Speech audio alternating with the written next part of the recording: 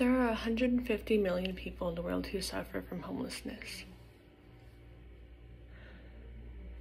582,462 of these people are impoverished people who live in the U.S. and in its territories.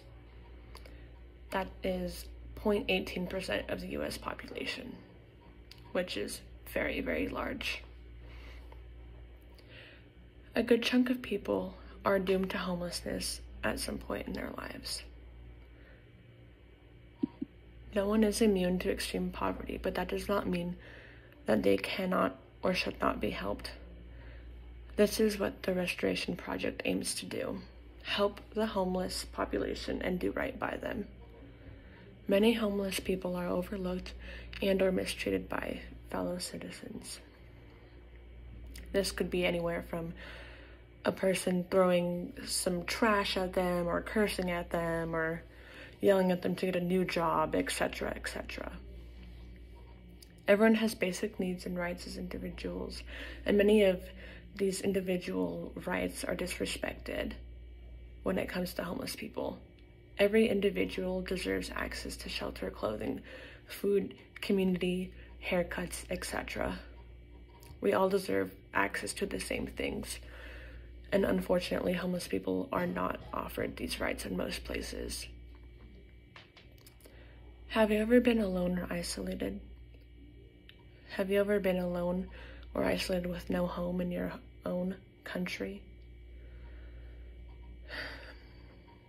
There are many people around the U.S. that have.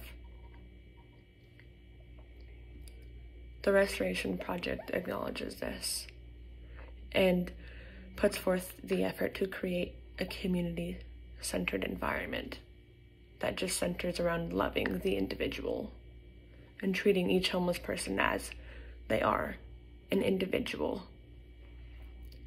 There is a project that aims to change this, to continue to change this and move this forward into a community for the homeless.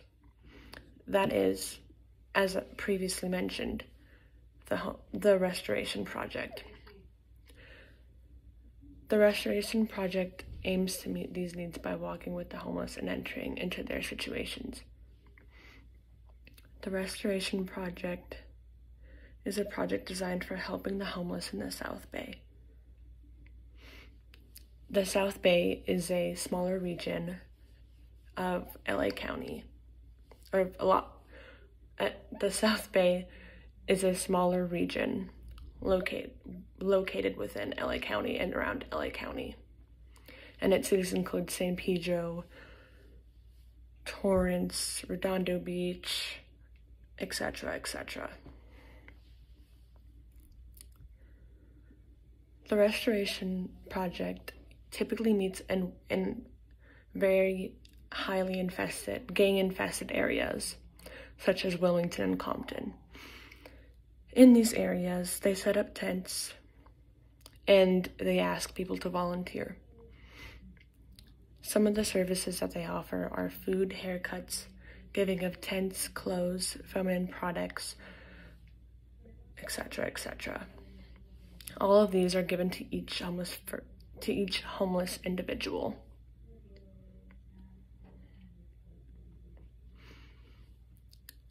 The Restoration Project acquires these essentials through an Amazon wishlist that anyone can donate to.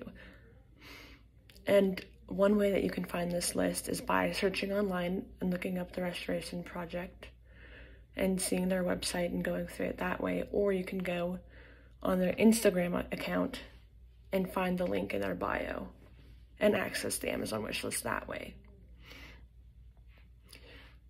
And on that list, you can either donate items or money to the people in charge of running the project.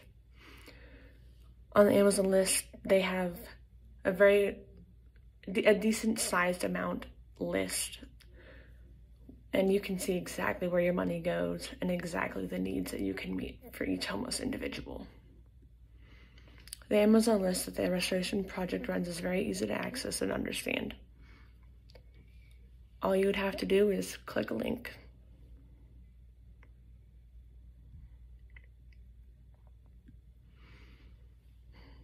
The restoration project is run mainly by one individual from the local church called Kings Harbor.